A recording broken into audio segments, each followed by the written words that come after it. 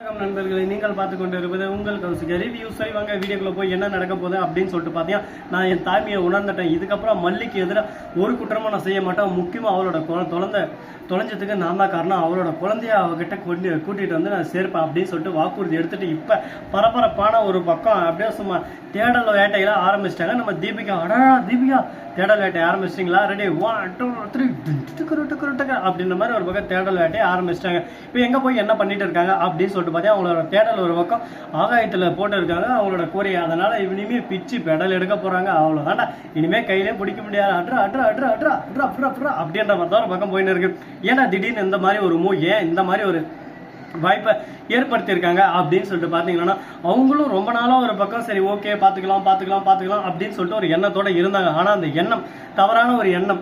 இதுக்கு மேலே இப்படி இருக்கக்கூடாது, இதுக்கு மேலே நம்மளை நாம திருத்திக்கணும் அப்படின்னு சொல்லிட்டு முடிவு எடுத்துட்டாங்க. எடுத்ததோட மட்டும் இல்லாமல் இப்போ ஃபர்ஸ்ட் வேலையாக இந்த நம்ம வெண்பா இருக்காங்களா, அவங்க ஆளுங்க கடத்த சொன்னாங்கல்ல நம்ம தீபிகா, அவங்ககிட்ட கேட்குறாங்க எந்த இடத்துல எப்போ அவள் வந்து கரெக்டாக மிஸ் ஆனா அப்படின்னு சொல்லிட்டு கேட்குறாங்க.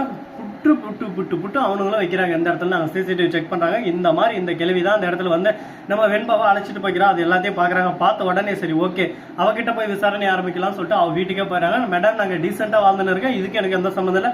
அந்த புள்ள வந்துச்சு வரலன்னு நான் சொல்லலை, ஆனால் அந்த புள்ள அதுக்கப்புறம் எங்கே போச்சுன்னு எனக்கு தெரியாது, இதுக்கு எனக்கு எந்த சம்மந்தம் இல்லை அப்படின்னு சொல்லிட்டு செகுபம் அப்படின்னு சொல்லிட்டு தட்ட ஆரம்பிக்குது. உடனே டே நான் போலீஸ் அதிகாரி மேடம், நீ யாரு என்ன இதுக்கு முன்னாடி என்னென்ன பண்ணியிருக்க எல்லாம் எனக்கு தெரியும். அதனால என்கிட்ட உன் பொறுப்பு வேலைன்றதெல்லாம் காட்ட வேணாம் சரியா? நான் யாரை எப்படி எந்த விதத்தில் கவனிக்கணும் அப்படின்னு சொல்லிட்டு எல்லாமே எனக்கு தெரியும். நீ என்கிட்டயே வந்து இப்படி நடந்துச்சு அப்படி நடந்துச்சுன்னு கதை விடுற வேலையெல்லாம் வேணாம். இதுக்கப்புறம் நான் என்ன சொல்றேனோ அதுதான் இங்கே நடக்க போகுது. இதுக்கப்புறம் என்னோட ஆட்டம் தான் ஸ்டார்ட் ஆயிருச்சு அப்படின்னு சொல்லிட்டு ஆணவத்தோடையும் அகங்காரத்தோடையும் பேச ஆரம்பிக்கிறாங்க. இப்போ என்ன பண்றது ஏது பண்றதுன்னு சொல்லிட்டு தெரியாம என்ன பண்ணலாம் அப்படின்னு சொல்லிட்டு யோசிச்சுன்னு இருக்காங்க. யோசனையெல்லாம் ஒரு பக்கம் அதிகமாயிட்டே போயின்னு இருக்குங்க. சரி இந்த மாதிரி எல்லாம் ஒரு பக்கம் போயின்னு இருந்தாலும் அதே சமயத்துல மறுபக்கம் என்ன நடக்குது அப்படின்னு சொல்லிட்டு பாத்தீங்கன்னா, நம்ம விஜய் இருக்கார்ல, அவரு என்ன பண்றாரு அப்படின்னு சொல்லிட்டு பார்த்தீங்கன்னா கோவத்தோட உச்சியில் இருக்காரு. என்ன காரணம்னால அப்படின்னு சொல்லிட்டு பார்த்தீங்கன்னா, எவரும் எவ்வளோ முடியுமோ அவ்வளோ தேடல் வேட்டையில் இருக்காரு, கிடைக்கவே இல்லை. திடீர்னு நம்ம வெண்பா ஆக்சிடென்ட் ஆயிடுச்சு, வெண்பா உயிருக்கு போராடின்னு இருக்காங்க அப்படின்ற மாதிரி ஒரு பக்கம் நியூஸும் வருது. அதே சமயத்தில் இந்த மாதிரி போஸ்ட்மார்ட்டத்தில் இந்த மாதிரி வெண்பா மாதிரி ஒரு குழந்தை இருக்கு, அவள் வெண்பாலா இல்லையான்னு சொல்லிட்டு எனக்கு தெரியாது, நீங்க எங்கிட்ட வந்து கேஸ் இந்த மாதிரி கொடுத்தீங்க, நீங்க தான் வந்து அடையாளம் காட்டணும், மூஞ்ச செதஞ்சிட்டு இருக்கா அப்படின்னு சொல்லிட்டு சொல்றாங்க. போய் பார்த்தா அப்படியே நெஞ்ச பிடிச்சிடுறாரு விஜய் ஒரு பக்கம். ஆனா லாஸ்ட்ல அது வெண்பா இல்லை. அது ஒரு சந்தோஷமான விஷயமா இருக்கு. ஆனா இருந்தாலும் அந்த குழந்தை பெற்றவங்க எந்த அளவுக்கு ஒரு பக்கம் கஷ்டப்பட்டு இருப்பாங்க. ஒவ்வொரு நொடியும் யோசிக்கணுங்க. ஒரு குழந்தைய நம்ம தனியாக விடுறது பிரச்சனை இல்லை, கரெக்டாக சொல்லுவாங்க நிறைய பேர், குழந்தைய தனியாக விட்டால் தான் குழந்தை நல்ல ஒரு க்ரோத் ஆகும், தனியாக அந்த உலகத்தில் வாழ பழகிக்கும் அப்படின்னு சொல்லிட்டு அதுக்கான ஒரு நேரம் அதுக்கான ஒரு காலம் வரும். அப்போ தனியாக விட்டு தான் ஆகணும். அதுக்கு முன்னாடி நாம் எந்த அளவுக்கு முடியுமோ நம்மளோட சேஃப்டி பர்பஸில் நம்ம இருந்துக்கணும். கரெக்டாக அந்த சரௌண்டிங்களுக்குள்ளே அவங்கள வச்சுக்கணும், கொஞ்சம் கொஞ்சமாக அவங்களை க்ரோத் பண்ணணும். இடத்த உடனே வெளியே விட்டால் இது ஒரு பிரச்சனை இருக்குது இந்த உலகத்தில். ஏன்னா இப்போ இருக்கிற காலகட்டம் ரொம்பவே ஒரு பக்கம் மோசமான ஒரு சூழ்நிலை போயின்னு இருக்குது. எந்த பக்கம் என்ன நடக்குதுன்னு சொல்லிட்டு யாராலையும் எதுவும் சொல்ல முடியாது. அந்த காலத்தில் கடவுள் அப்படின்ற ஒரு நம்பிக்கை ஒரு பயம் இருந்துச்சு. ஆனால் இப்போ அதெல்லாம் சத்தியமாக யாருக்கும் இல்லைங்க. அது ஒரு பிரம்ம அப்படின்ற மாதிரி எல்லாரும் ஒரு பக்கம் அவங்கவுங்க பாட்டுக்கு அவங்கவுங்க தீவினையை செஞ்சுட்டு தான் இருக்காங்க. ஆனால் கடவுள் இருக்குன்றாங்க. ஆனால் அந்த கடவுள் வந்து இது வரைக்கும் நேரில் யாரையும் அந்த அளவுக்கு ஒரு பக்கம் கொடுமை பண்ணுறாங்களே அப்படின்னு சொல்லிட்டு அவங்கள தண்டிச்சதுனால கொடுமை பண்ணுறவங்க எல்லாரும் சந்தோஷமாக மேலே போயின்னு தான் இருக்கான். அதனால பாதிக்கப்படுற குடும்பம் எல்லாமே கீழே போயின்னு தான் இருக்கு. ஆனால் என்ன பலன் ஏது பலன் சொல்லிட்டு யாருக்கும் தெரியல. நிறைய விஷயங்கள் நடந்துட்டு தான் இருக்கு.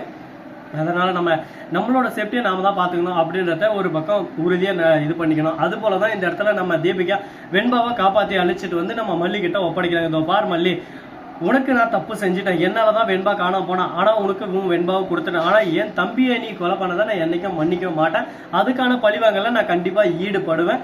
வெண்பாவுக்காக மட்டும்தான் நான் அந்த இடத்துல யோசிச்சோம், ஒரு தாயா உங்ககிட்ட நான் யோசிச்சேன், மற்றபடி இதுக்கு மேலே எந்த ஒரு பிரச்சனையும் உன்னை காப்பாற்றுவேன், உனக்கு எதிராக நான் இருக்க மாட்டேன் அப்படின்னு சொல்லிட்டு நீ நினைக்க வேணாம். அந்த நினைப்பே உன்னை அழிச்சிரும். அதை நான் ஃபஸ்ட்டே தெளிவாக அக்யூரேட்டா உனக்கு நான் சொல்லிடுறேன் அப்படின்னு சொல்லிட்டு அடிச்சு தான் சொல்றாங்க. இதை கேட்டது என்ன பேசுறது ஏது பேசுறதுன்னு சொல்லிட்டு தெரியாம என்னடா இது நமக்கு அந்த சோதனை மேல் சோதனை போதுமடா சாமி, வேதனை தான் வாழ்க்கை என்றால் தாங்காது பூமி அப்படின்ற மாதிரிதான் ஒரு பக்கம் போயின்னு இருக்க. பல்லு மாட்டி போகுது. இந்த மாதிரி எல்லாம் ஒரு பக்கம் போயின்னு இருக்கும்போது மறுபக்கம் என்ன நடக்க போகுது அப்படின்னு சொல்லிட்டு பாத்தீங்கன்னா, நம்ம விஜய் இருக்கார்ல, அவரும் அந்த இடத்துக்கு வந்துடுறாரு. வந்து அப்படியே சும்மா வெண்பா தூக்கி வச்சு கொஞ்சம் ஆரம்பிச்சிடறாரு. தங்கமே, என் உயிரே, நீதானே எல்லாமே, நீ இல்லைன்றதானே அப்பா எவ்வளோ கஷ்டப்பட்டேன் தெரியுமா, உன்னை விட்டு பல நாள் என்னால் இருக்கவே முடியல அப்படின்னு சொல்லிட்டு, இது இந்த 10 நாள் எனக்கு பல யுகமாக ஆயிருந்துச்சு, உன்னை யார் கடத்தினது அப்படின்னு சொல்லிட்டு எல்லாத்தையும் கேட்குறாங்க. உடனே எதுவுமே எனக்கு தெரியலப்பா அப்படின்னு சொல்லிட்டு சொல்கிறாங்க. நான் பண்ணது தப்பு தான், என்னை மன்னிச்சிருங்க அப்படின்னு சொல்லிட்டு ஒரு பக்கம் மன்னிப்பு கேட்டு இருக்காங்க. இந்த மன்னிப்பு ஒரு பக்கம் எந்த அளவுக்கு ஒர்க் அவுட் ஆக போகுது, என்னென்ன பண்ண போகிறாங்க, ஏது இது பண்ண போகிறாங்கன்னு சொல்லிட்டு தெரியலிங்க. இப்படி தாங்க ஒரு பக்கம் புலம்பல்லையும் ஒரு பக்கம் வாழ்க்கை சிக்கல்லையும் போயிட்டு இருக்கு. அந்த மாதிரி சிக்கல் புலம்பல் இதே வாழ்க்கை எந்திருமா, இப்படியே போயிருமா, இதுக்கப்புறம் நம்மளால ஒன்றும் பண்ண முடியாதா, என்ன குமார் நமக்கு வந்தது இது, நமக்கு மட்டும் ஏன் குமார் இந்த அளவுக்கு ஒரு பக்கம் கஷ்டத்து மேல கஷ்டம், துக்கத்து மேல துக்கம், துயரத்து மேல துயரம் வந்துகிட்டே இருக்கு அப்படின்னு சொல்லிட்டு யோசிச்சுன்னு இருக்காங்க. இப்போ என்னென்ன பண்ண போறாங்க, எது பண்ண போறாங்கன்னு சொல்லிட்டு தெரியல. பார்ப்போம் என்னென்ன நடக்க போகுது, ஏது இது நடக்க போகுதுன்னு சொல்லிட்டு. எல்லாமே நல்ல விஷயமா நடந்தா வாழ்க்கையில சந்தோஷம் தாங்க. ஆனா நல்லதா நடக்குமா நடக்காதா, என்னென்ன பண்ண போறாங்க, ஏது இது பண்ண போறாங்க அப்படின்ற பல கேள்விகள் ஒரு பக்கம் நம்ம மனசுக்குள்ள ஓடிக்கிட்டு தான் இருக்கு. பார்ப்போம் இன்னும் என்னென்னலாம் பிரச்சனை வரப்போகுது, எப்படியெல்லாம் அதை கொண்டு போக போறாங்கன்னு சொல்லிட்டு. சரி, இதெல்லாம் ஒரு பக்கம் போட்டோன்னு சொல்லிட்டு விட்டாலும் அதே சமயத்தில் மறுபக்கம் என்ன நடக்க போகுது அப்படின்னு சொல்லிட்டு பார்த்தீங்கன்னா, அதுக்கு முன்னாடி உங்களுக்கு இன்னொரு இன்ட்ரெஸ்டிங்கான விஷயத்தை பத்தி தாங்க பேச போறோம். அப்படி என்னடா இன்ட்ரெஸ்டிங்கான விஷயத்தை பத்தி பேச போறோம் அப்படின்னு சொல்லிட்டு பார்த்தீங்கன்னா, அது வேற எதுவும் இல்லைங்க, நம்ம தீபக் இருக்காருல்ல, அவரு என்ன பண்ணாரு, அவரோட சாதனைகள் வேதனைகள் எல்லாத்தையும் இந்த இடத்துல நம்ம சொல்லாம விட்டுட்டோம். அதை அடுத்த வீடியோவில் சொல்லுவோம். இந்த வீடியோவில் பிடிச்சிருந்தா லைக் பண்ணுங்க, கமெண்ட் பண்ணுங்க, ஷேர் பண்ணுங்க, எண்டிங் மேல தட்டி விட்டு போங்க.